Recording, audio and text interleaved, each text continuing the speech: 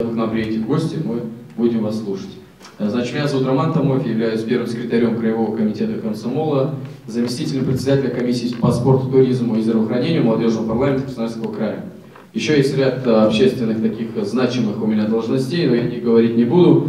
Хочу сосредоточиться о том, в принципе, о чем мы сюда приехали с вами поговорить. В частности, о здоровом образе жизни и о его роли в современной России, в частности, в молодежной среде.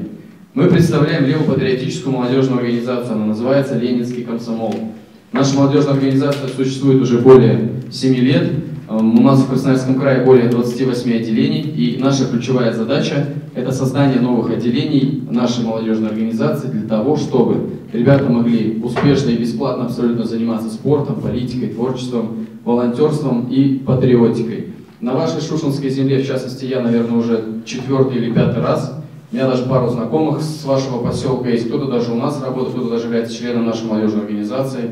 Вот, их несколько человек.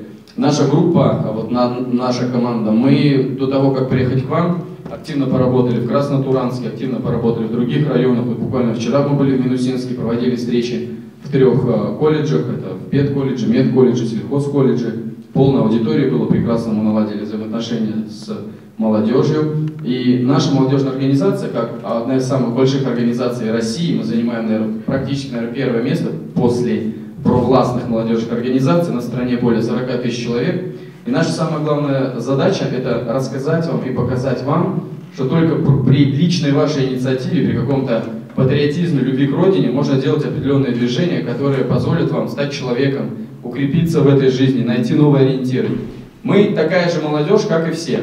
Я вот неоднократно об этом говорил и буду говорить. У нас общие с вами интересы, мы живем на одной территории.